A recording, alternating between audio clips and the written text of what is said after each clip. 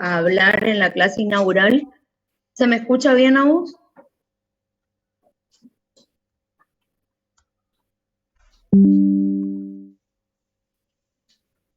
Agustina, ¿se me escucha bien? Está bien. Bueno, entonces vamos a empezar a hablar la parte de odontología preventiva.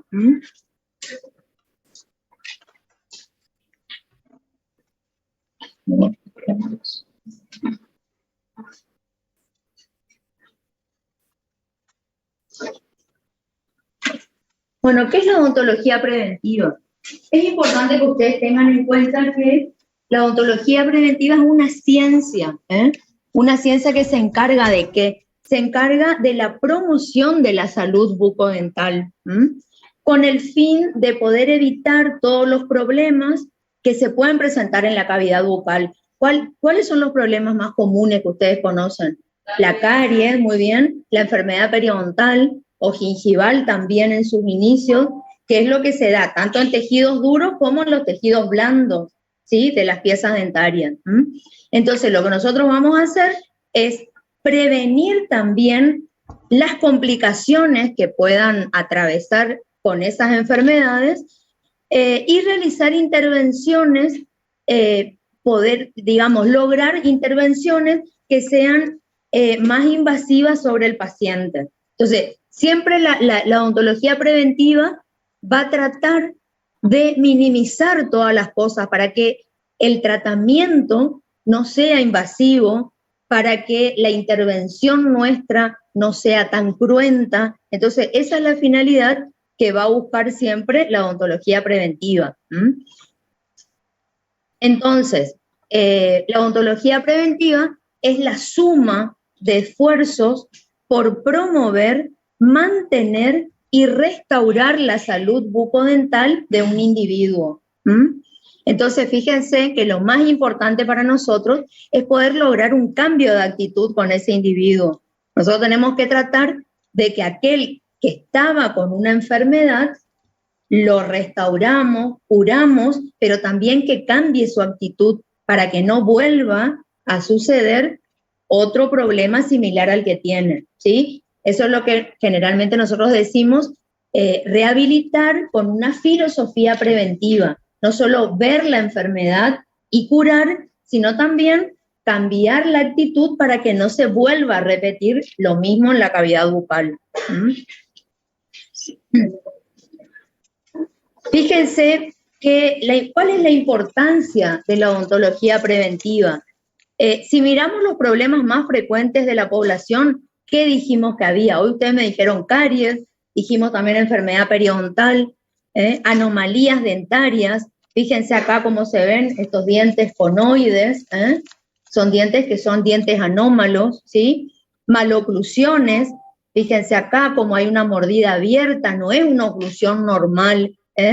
¿Por qué decimos que una maloclusión? Fíjense cómo las piezas dentarias superiores no están normalmente en concordancia con las inferiores, queda un espacio. Eso no es normal, es una maloclusión. También los traumatismos dentarios son problemas frecuentes. Miren acá cómo hay fracturas de estos incisivos. Y también el cáncer oral, que en muchas ocasiones se ve frecuentemente. Entonces, todo eso son problemas que se ven con mucha frecuencia en la cavidad bucal. Entonces, la odontología preventiva va a tener como propósito principal interponer barreras, ¿sí? Que interfieran en el desarrollo de estas enfermedades, si es que podemos lograr que no se produzcan. Y también brindar herramientas ¿para qué? Para que colaboren a que los individuos puedan alcanzar y puedan conservar al máximo su salud bucodental durante toda la vida, que es lo que dijimos hoy. Si nosotros vemos que un individuo está con alguna alteración, alguna carie, alguna enfermedad periodontal, tratarlo y evitar que se vuelva a producir. Entonces, hacer que esa salud bucodental que nosotros logramos perdure durante toda la vida, ¿sí? Por eso es que principalmente queremos lograr el cambio de hábito. El enfoque actual de la odontología preventiva es principalmente concebirla. ¿Pueden silenciar los micrófonos, por favor? Principalmente concebirla con una actitud diferente, como dijimos hoy, que la persona, el individuo o el paciente vea distinta o con un enfoque diferente tanto a la salud como a la enfermedad. ¿Por qué? Porque nosotros estamos abocados ¿a qué? A aplicar acciones preventivas. Nosotros buscamos siempre aplicar alguna acción preventiva. Por eso que ustedes acá tienen esta área disciplinar en este año de la carrera, para que ustedes, como les dije hoy, cuando vayan a la clínica a comenzar a atender pacientes, no vean solamente a la pieza dentaria enferma, ¿sí? Sino vean todo el entorno, vean al diente que está al lado de la pieza dentaria enferma, ¿sí? Vean a la pieza dentaria que a lo mejor no está enferma, pero tiene algún factor de riesgo que en un momento más o menos va a venir algo que le altere a la salud que está teniendo. Entonces, por eso es importante también aplicar la educación para la salud. Fíjense que yo les dije cambiar hábitos. Cuando yo quiero cambiar hábitos en alguien, yo le tengo que enseñar, le tengo que educar. ¿Cómo hacían o ustedes, si tienen hijos o sus padres, cuando ustedes eran chiquitos, cómo hacían que ustedes se eduquen o que sean educados? Con todo lo que es repetitivo y con lo que uno le enseña. Entonces, ¿por qué ustedes dicen permiso para ingresar? Porque los papás de ustedes eran, cuando iban a entrar a un lugar, tienen que decir permiso, cuando le doy algo, tienen que decir gracias, y eso es repetitivo. Uno copia, uno imita, uno repite lo que le van enseñando. Entonces, por eso es importante educar para la salud, ¿sí? Esa es una de las funciones nuestras. Nosotros vamos a ocupar la educación para la salud como estrategia para lograr ese cambio de actitud en nuestros pacientes, ¿sí? ¿Para qué? Para lo que dijimos hoy, que a nosotros nos dé la garantía de que ese individuo va a quedar en salud, ¿sí? Y alcanzar así una mejor calidad de vida durante mucho tiempo, ¿sí? Porque fíjense ustedes como odontólogos, o piensen o como estudiantes de odontología. Está bien que nosotros queremos que exista la carie dental porque obviamente es el medio con el que nosotros tenemos del trabajo, pero tampoco no es bueno que el paciente nuestro viva con caries, porque quiere decir que nuestra educación que le tuvimos que haber dado o la prevención que quisimos hacer no dio resultado. Entonces la idea es que ese paciente perdure en el tiempo con una buena salud bucal y que obviamente también pueda enseñarle a otras personas, a sus hijos. Entonces se hace la cadena que dice, bueno, no, voy a ir al odontólogo, porque el odontólogo a mí me trató esta pieza dentaria, pero también me enseñó a cómo cuidarme, entonces anda, porque si no, también está la idea de que no te vaya aquel porque todo el día te pone pastas y te saca el diente. O sea, hay que buscar un equilibrio entre el tratamiento y la prevención, ¿sí? No todo se puede prevenir, lamentablemente, depende del estadio en que tomamos a la enfermedad. Entonces, es importante la prevención. ¿Por qué? Porque consiste, como dijimos hoy, en todos los esfuerzos que nosotros vamos a hacer para poner barreras al avance de la enfermedad. Por eso depende de en qué nivel yo agarro o tomo a esa enfermedad, ¿sí? Esa prevención también tengo que pensar que yo la puedo hacer de dos maneras. De manera individual, cuando yo actúo directamente con un paciente, puede ser en el consultorio, puede ser acá en la facultad cuando ustedes comienzan a atender, pero también yo puedo hacer una prevención de manera colectiva, ¿sí? Generalmente en grupos o de niños, de adultos, de personas, ya hago esa acción no directamente con ese individuo solo, sino a un grupo de individuos. Entonces ahí yo hago una prevención de tipo colectiva. Esperen, porque por ahí se enlentece.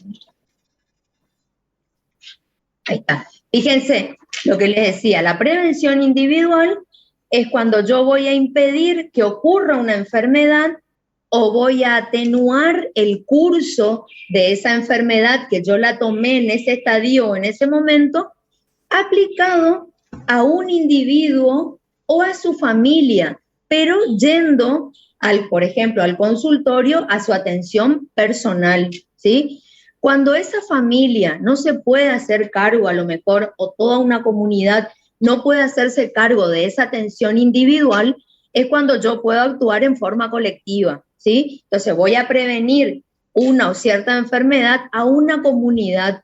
Eso es cuando, por ejemplo, nosotros salimos a la comunidad a hacer prevención, pero vamos a una escuela, porque a lo mejor esos chicos no tienen la posibilidad de ir a un consultorio y que se les atienda de forma particular, digamos.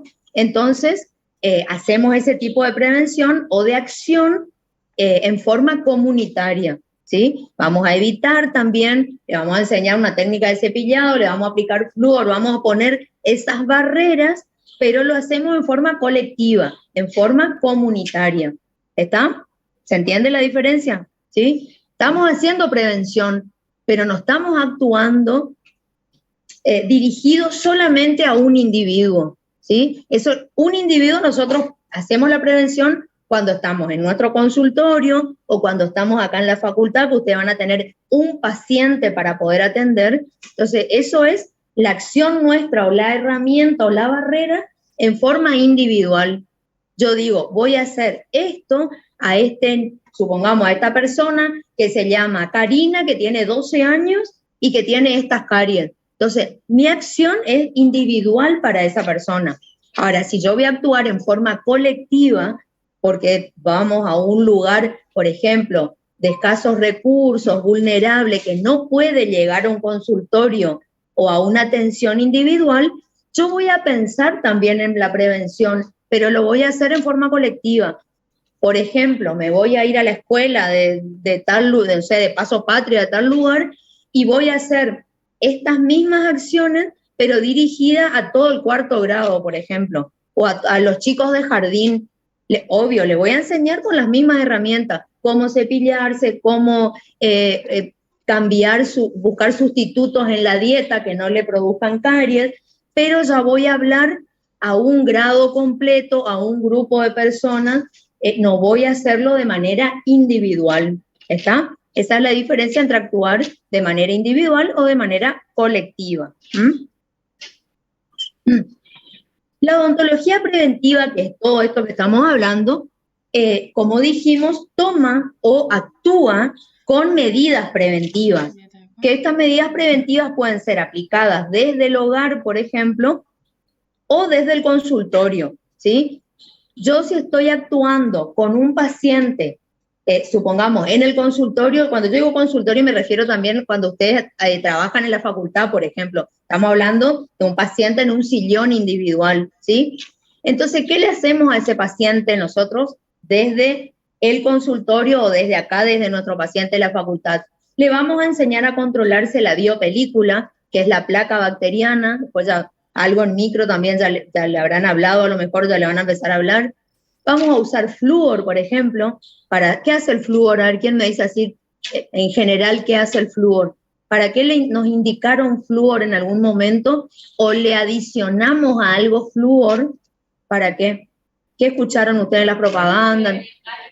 Para prevenir las caries. ¿Qué más? ¿Por qué previene las caries? Fortalece el esmalte, fortalece las piezas dentarias, modifica la estructura del esmalte.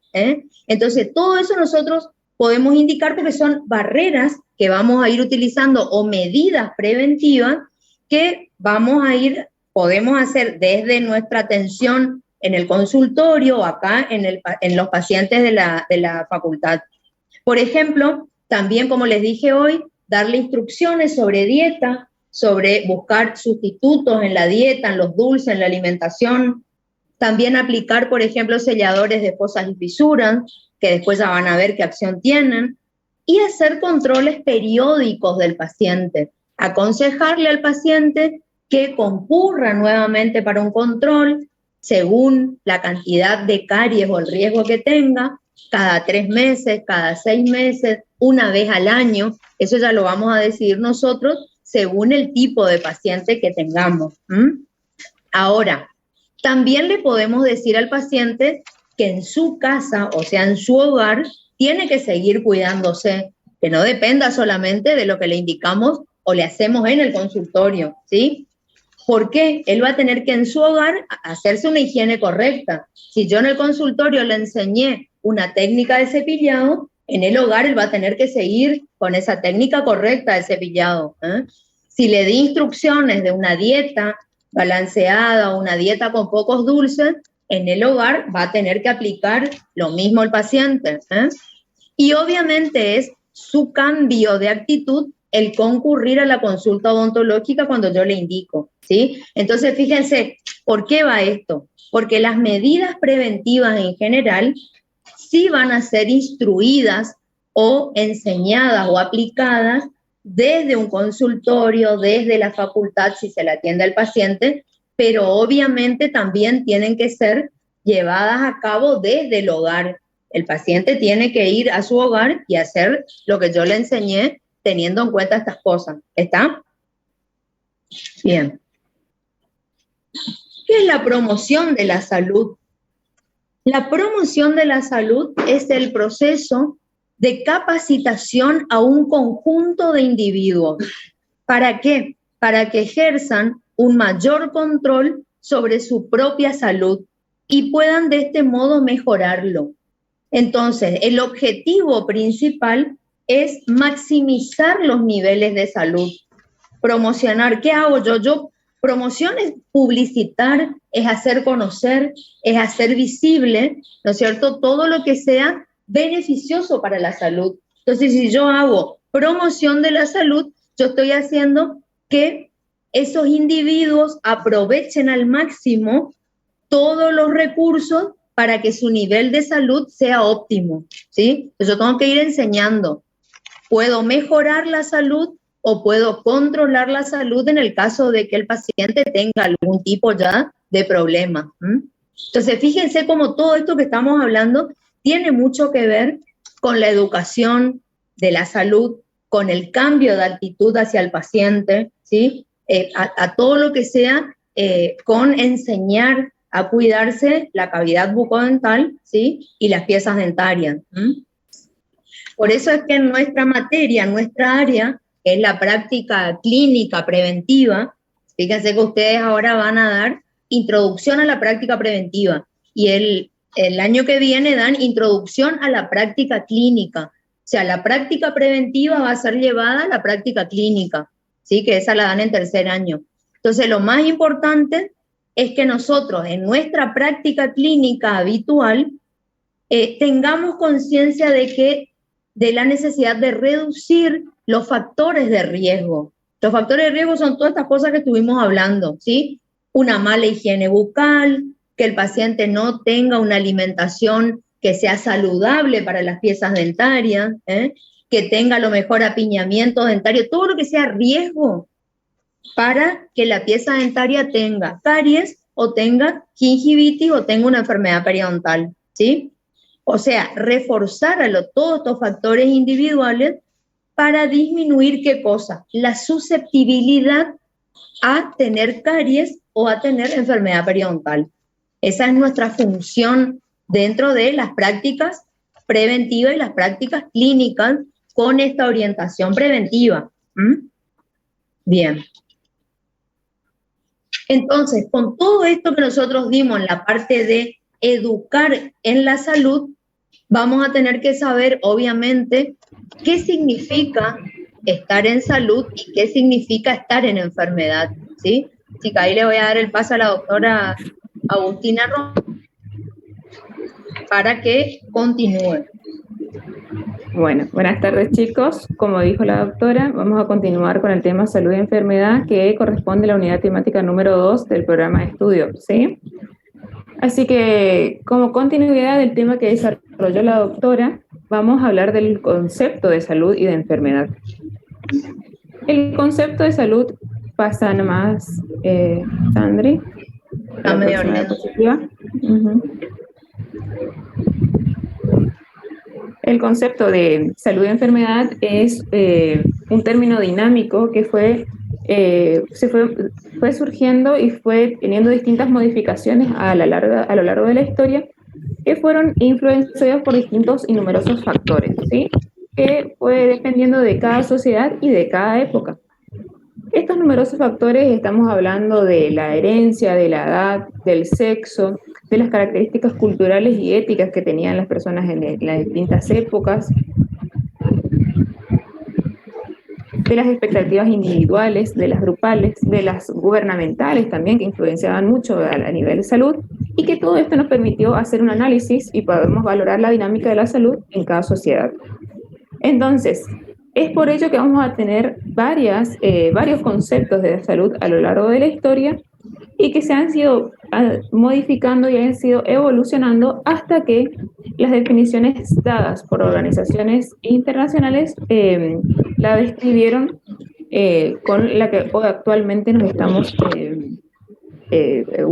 que actualmente estamos utilizando, que es la de la Organización Mundial de la Salud.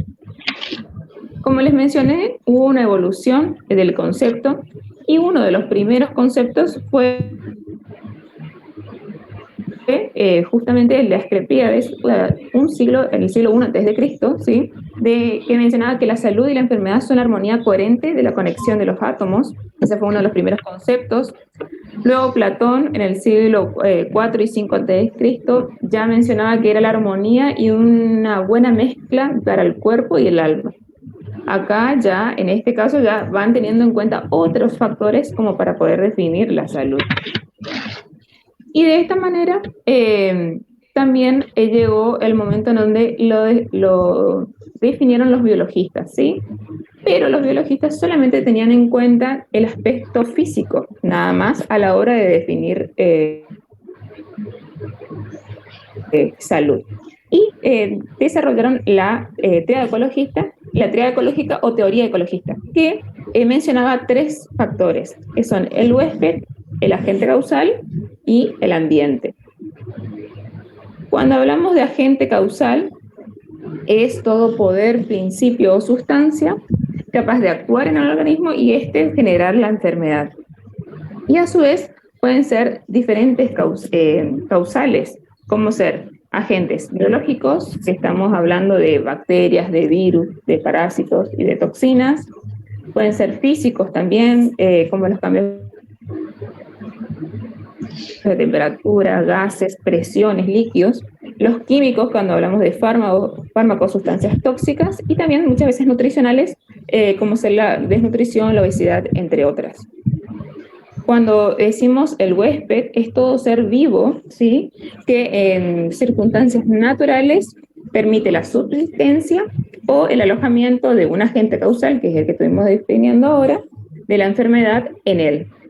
Y luego el ambiente. Esta teoría mencionaba que la salud es un evento de la naturaleza, sin reconocer la influencia que tenía el hombre sobre esta, diríamos.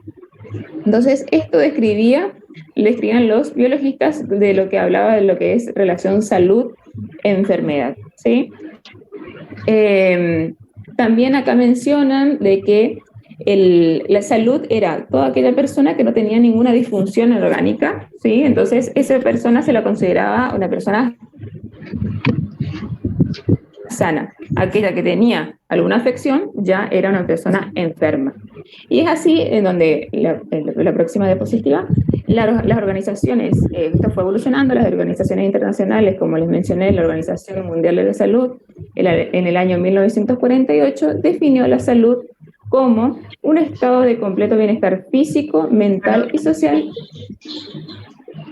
y no solamente la ausencia de afecciones y enfermedades.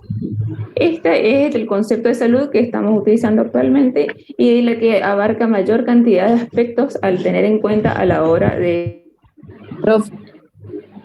decir si una persona se encuentra en salud o está enferma. La próxima. Profe, ¿puede decir que apaguen los micrófonos? Hay algunos chicos que los tienen prendidos y no se la escucha bien a usted. Chicos, por favor, lo que tienen encendido el micrófono porque es como que se escucha. A ver, ¿quién es? Bien. Entonces, ¿qué es enfermedad? Es la pérdida del equilibrio justamente físico, mental y social del hombre dentro de la sociedad en la cual vive, ¿sí?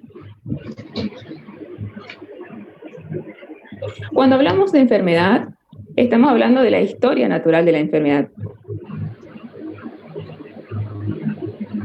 Siguiente diapositiva.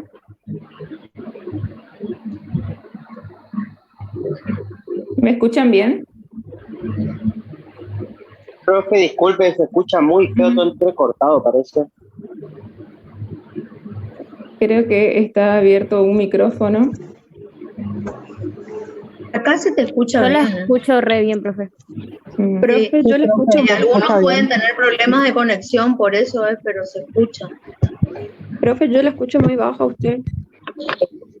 Creo que hay Ok, bueno. por eso se escucha muy feo. De todos modos, chicos, esto queda grabado y el material de estudio tal cual va a ser subido al aula virtual. Así que problemas de conexión siempre vamos a tener. Lo ideal sería estar todos acá y poder escucharnos, pero bueno, seguimos. Bueno, entonces, cuando hablamos de enfermedad, vamos a describir lo que es la historia natural de la enfermedad. ¿Qué es? Es el curso o evolución de una enfermedad a lo largo del tiempo en ausencia de tratamiento desde el inicio hasta su resolución. El modelo establecido por Lebel y Clark en el año 1985 determinó 3 periodos, ¿sí?, que clasificó al curso de la enfermedad en 3 periodos distintos. Tenemos un periodo prepatogénico, tenemos un periodo patogénico y un periodo final. Cada periodo se caracteriza por distintas etapas y donde podemos identificar bien en qué momento se encuentra esta enfermedad o la evolución de la misma. El periodo prepatogénico es donde afloran todos los factores de riesgo que pueden contraer una enfermedad. Pero como estos son muchos, se lo divide en 2 etapas. Es la parte preclínica, no hay manifestaciones de enfermedad, pero tenemos 2 tipos de etapas, una inespecífica y una específica. En el periodo preclínico, en la etapa inespecífica, son todas las condiciones generales en las que el individuo se encuentra que pueden generar algún tipo de enfermedad o están predisponentes o son factores predisponentes a contraer una enfermedad. Este periodo lo llamamos inespecífico porque hay muchos factores de los cuales pueden generar distintas enfermedades. No es que podemos identificar que con ese factor va a producir tal tipo de enfermedad, sino que son varios. Entonces sabemos que el individuo está en riesgo de contraer algún tipo de enfermedad, ¿sí? Esto es a nivel más general, y no así en la etapa específica, en donde ya hay factores que pueden causar en un momento dado la enfermedad. Como por ejemplo la enfermedad característica de la cavidad bucal, la caries o gingivitis. Un factor específico podría ser la mala higiene, consumos de alimentos perigénicos, distintas consideraciones anatómicas que contienen en la boca, nichos ecológicos, que podemos decir que son todos factores predisponentes a contraer la enfermedad de caries o gingivitis, ¿sí? Entonces nosotros sabemos de que el paciente puede contraer la enfermedad porque tenemos factores específicos de la caries, pero aún no manifiesta que está enfermo. Ahora sí, en el periodo patogénico es la parte clínica, ¿sí? Ahí sí ya nos vamos a encontrar frente a un individuo enfermo, pero que a la vez tenemos una etapa precoz y una etapa avanzada. La etapa precoz es la que se presenta en las primeras manifestaciones de la enfermedad está establecida, y tenemos los primeros signos y síntomas de la enfermedad. ¿Qué son los signos? Son las manifestaciones objetivas, lo que se puede identificar uno al observar una observación externa, por ejemplo, la fiebre, enrojecimiento de mucosas, vómitos, ¿sí? Y los síntomas son todas aquellas manifestaciones subjetivas que solamente el paciente es capaz de decirnos porque nosotros no lo podemos observar. Como por ejemplo, ya sea un dolor, un mareo o náuseas, son cosas que el mismo paciente debe describirnos o manifestarnos para nosotros poder sacar y hacer un diagnóstico, ¿sí?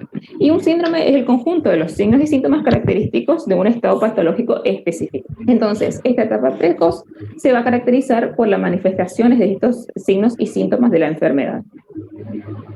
Ahora, si esta etapa continúa, la enfermedad sigue su curso, entonces ya estamos hablando de una etapa avanzada, en donde la enfermedad sigue su evolución y termina con la cura completa, diríamos, o dejando secuelas, ¿sí? Acá ya evolucionó por completo. Y luego tenemos el periodo final, que ya son las secuelas, y que en esta instancia uno trata de que de esas secuelas tratar de rehabilitar al paciente de la mejor manera y pudiendo devolverle a este paciente todas aquellas o sea, imposibilidades que tuvo como consecuencia de la evolución de esta enfermedad o la cura completa, diríamos, ¿sí? O incluso la muerte o pérdida. Si hablamos de caries, podemos decir que la etapa precoz es una mancha blanca porque ya son los primeros signos y síntomas de una enfermedad establecida, porque la mancha blanca es la lesión inicial de caries, pero que a su vez es reversible, entonces esta podríamos frenarla en este momento. No así, si esta avanza una etapa avanzada, tenemos ya para una caries cavitada, que puede ser penetrante o hasta incluso la pérdida de la pieza dentaria, ¿sí? ¿Cuáles son las secuelas? Que el paciente haya perdido la pieza dentaria. Entonces, de esta manera, ¿cómo nosotros rehabilitamos al paciente y esta secuela que dejó? Mediante una prótesis, mediante un implante o el tratamiento necesario para que el paciente pueda tener nuevamente una mejor calidad de vida a pesar de la enfermedad que contrajo, ¿sí? Bien. Próxima diapositiva.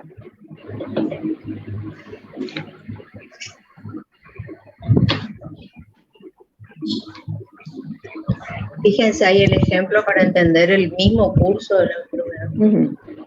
Acá, como dice la doctora, que estuvimos mencionando, entonces teníamos, según esta enfermedad de la evolución, teníamos el periodo prepatogénico, que es el preclínico, lo denominamos preclínico, y no se evidencian signos de la enfermedad.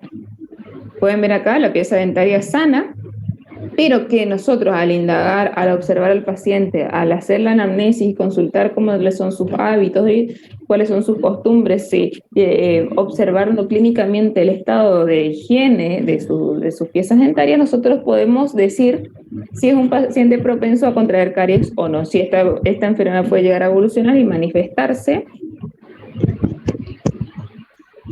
o si bien es un paciente sano. Como les dije, tenemos distintos factores y para la caries dental en específico también hay factores predisponentes que van a producir la enfermedad. Ahora, si estos factores de riesgo continúan y el paciente no optó por la resolución de los mismos o evitarlo, entonces ahí ya vamos a pasar al periodo patogénico clínico en donde hay signos evidentes de enfermedad. La precoz, la mancha blanca. Y si no, como muestran en la imagen, ya pueden observar las características de una caries activa, ¿sí? Esto ya estamos hablando de una una etapa avanzada en donde la enfermedad evolucionó, prosperó, y el paciente se encuentra con una caries penetrante, ¿sí?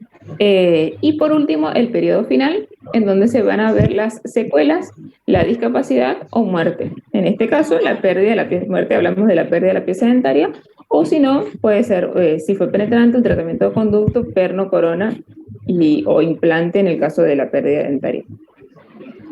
Eso para que más o menos un ejemplo para que dentro de nuestra área, como para que ustedes puedan comprender de qué se trata estos periodos de la enfermedad, ¿sí? Pasamos a la próxima diapositiva. Bien. Y luego, en 1974, Lalonde era ministro de Salud y Bienestar Social de Canadá. Él hablaba del nivel de salud de una comunidad que está determinada por la intervención de 4 variables, ¿sí? Que lo denominó determinantes de la salud. ¿Cuáles eran estos determinantes que nos hablaba Lalonde? Nos hablaba del medio ambiente, del estilo de vida, de la biología humana y del sistema de asistencia sanitaria. Cuando mencionaba lo que es medio ambiente, es algo que el individuo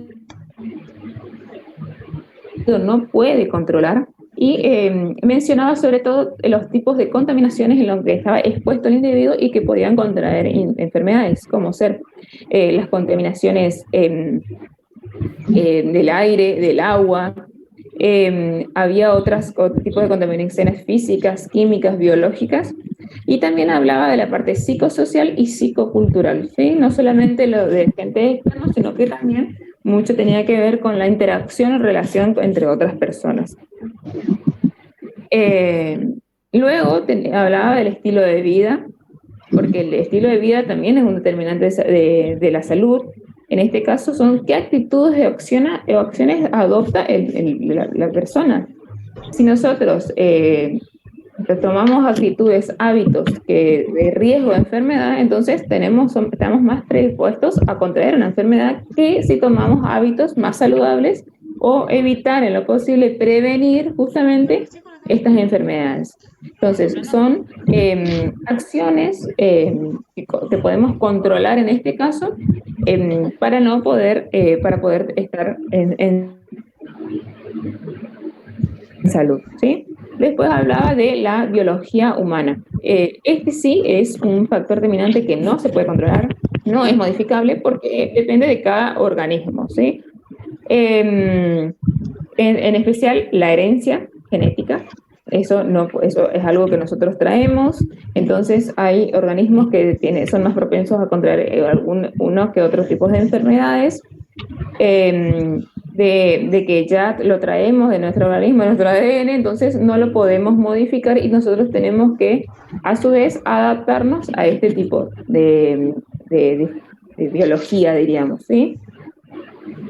También habla de los procesos de maduración y de envejecimiento, eso tampoco no lo podemos evitar, si bien hoy hay distintos tipos de tratamiento que nos ayudan a envejecer más lento y mantener nuestro organismo mucho más joven y saludable, pero es algo que no lo podemos manejar y que no es lo mismo una persona joven que se encuentra en la etapa de adolescencia, una persona adulta y una persona en la etapa de la vejez, ¿sí? Cada etapa va a estar sometida a distintos riesgos con distintas características que van a influenciar a la hora de no contraer enfermedades. Y por último tenemos el sistema de asistencia sanitaria. Y que acá también estamos hablando de la calidad, de la cantidad y el orden y el índole de las relaciones entre las personas y los recursos en las presentaciones de atención de la salud. Esto tiene mucho que ver con el sistema sanitario, con los hospitales con los que disponemos, de la disponibilidad de hogares de ancianos, por ejemplo, de los más adultos, los medicamentos a los cuales podemos acceder. No siempre encontramos los medicamentos necesarios, por lo tanto todo eso condiciona a nuestra salud, a nuestro estado, y la calidad de servicios públicos de atención que tenemos, obras sociales, las distancias donde uno vive, también de ver si tiene acceso a una atención médica fácil, rápida, o si se encuentra a varios kilómetros. Son todas cosas que van a condicionar constantemente la salud del individuo, ¿sí? Y son los 4 determinantes de la salud. Entonces, con conclusión final, podemos decir que como nosotros, como profesionales de la salud, debemos tratar al paciente, ver al enfermo más allá del motivo de la consulta.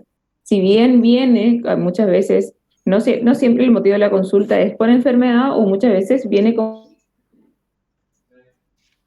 rutina o control. Entonces, a partir de ahí, siempre es bueno hacer una buena anamnesis, diagnóstico, observar cuáles son las características de este paciente, en qué condiciones vive, y de esa manera, a su vez, que buscar la causa de esa enfermedad que contrajo, si es que está enfermo, y tratar la enfermedad para tratar, no solamente de curarla, sino que también de prevenirla, como hablaba anteriormente la doctora.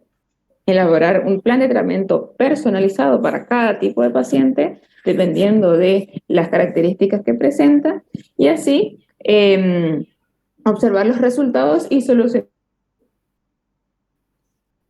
básicamente las causas para mantener el individuo en salud. Son cosas que por ahí nosotros lo queremos ver en forma general, pero debemos hacer hincapié en cada puntito, ¿sí? Para poder de esta manera darle la mejor opción al paciente y que de esta forma resuelva su enfermedad, un buen plan de tratamiento y que no vuelva a caer en lo mismo o evitar que nuevamente vuelva a enfermar, diríamos, ¿sí?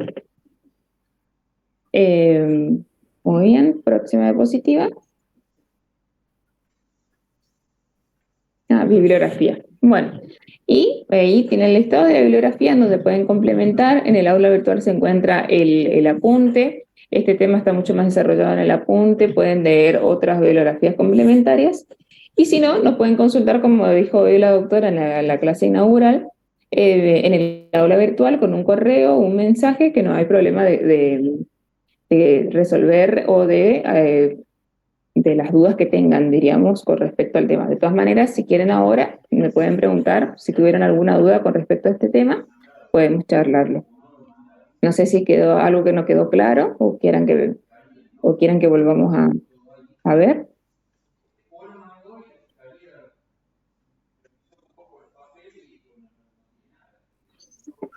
Acá en la parte presencial ninguna duda hubo, así que fíjate, escucháis. Ninguna duda, profe. Profe, ¿podría volver a explicar sobre los biologistas que definían según la función del aspecto físico? Usted dijo algo sobre huésped, ambiente, agente. La triada ecologista. Sí. Entonces, ahí, a ver si sigue un poquito antes. Teníamos, la triada ecologista tenía en cuenta 3 elementos, ¿sí? Que era el agente, el huésped y el ambiente. El agente es el que va a causar la enfermedad. El huésped somos nosotros, el organismo vivo, diríamos, ¿sí? Y el ambiente es el medio donde se desenvuelve, ¿sí? Entonces, cuando hablamos de agente, era el todo poder, principio o sustancia capaz de actuar en el organismo, ¿sí? Que puede provenir del ambiente o del propio individuo incluso, por alteración, presencia o ausencia, que constituye o se transforma en el responsable de la presencia de la enfermedad. Ese sería el concepto de lo que es un agente. A su vez, ese agente, hay distintos tipos de agentes que se clasifican en biológicos. Puede ser un agente causal el que va a generar la enfermedad en el huésped, que puede ser biológico, como ser bacterias, virus, hongos, parásitos o toxinas. También pueden ser físicos, como cambios de temperatura, presión de gases o líquidos, el efecto mecánico de objetos e instrumentos, la electricidad. Todos esos son factores físicos. Después también tenemos factores químicos, los fármacos, sus efectos secundarios de los fármacos, dependiendo de, muchas veces algunos curan y generan otras enfermedades, sustancias tóxicas, los alcoholes, metales, gases, ¿sí? Venenos, insecticidas, son muchas cosas que a veces nosotros no nos damos cuenta, pero estamos constantemente expuestos a eso. Y nutricionales como la anemia, la desnutrición o la obesidad.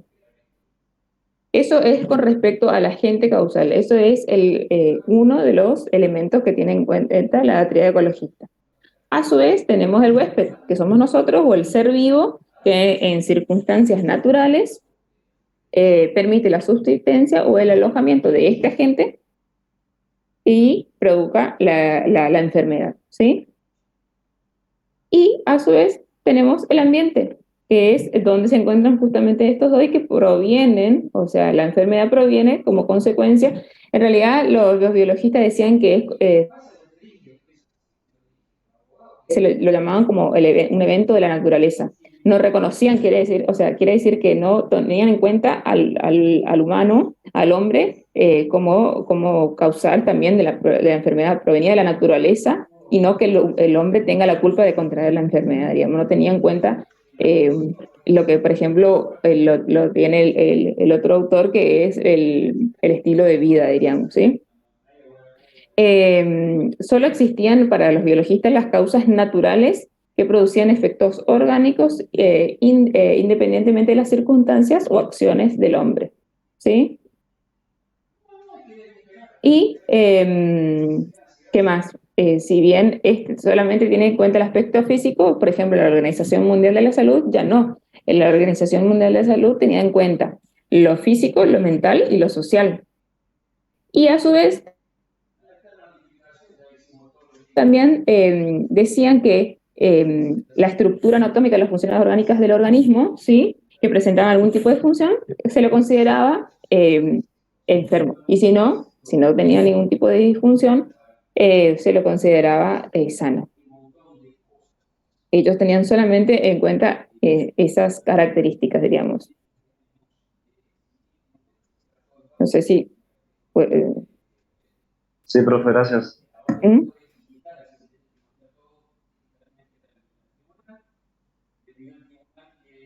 ¿Alguna otra consulta?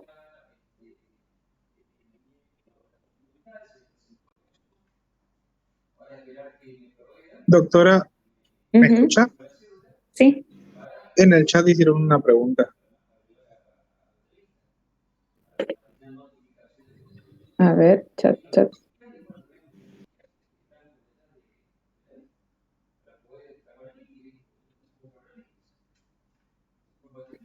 En la etapa prepatogénico, patogénico y final. Bueno, puede haber ejemplos, sí, pero por ejemplo, hay ejemplos, pero es un poquito más difícil porque cada uno, el ejemplo que yo les di fue el de caries, por ejemplo, porque cada enfermedad va a tener su periodo, entonces como que es muy amplio el ejemplo que me está pidiendo. Podría decirte de que en el periodo prepatogénico, la etapa inespecífica son más o menos todo esto que estuvimos hablando, la contaminación del agua, el estilo de vida del paciente, la pobreza, la falta de higiene, tanto, no solamente bucal, sino de general, la mala alimentación, la falta de educación, o sea, muchos factores generales que vos decís, si este paciente o este individuo está viviendo en este tipo de condiciones de vida, tarde o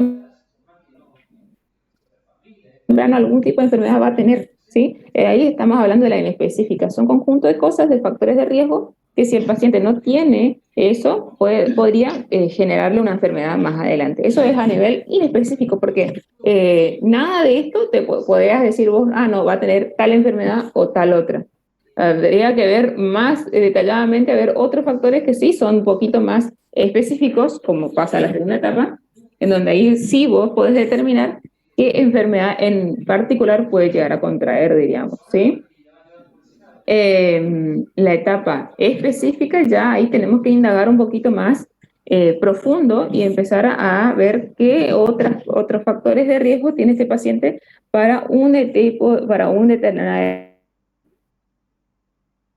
determinada enfermedad. Como les dije hoy, ¿cuáles son los factores específicos de la caries? Mala higiene bucal, consumo elevado de hidratos de carbono, apiñamiento de las piezas dentarias, obturaciones desbordantes, utilización de ortodoncia, utilización de prótesis. Son todas cositas que si el paciente no... si presenta esto y no lleva un control de los mismos, puede desarrollarse la enfermedad de caries o enfermedad gingival.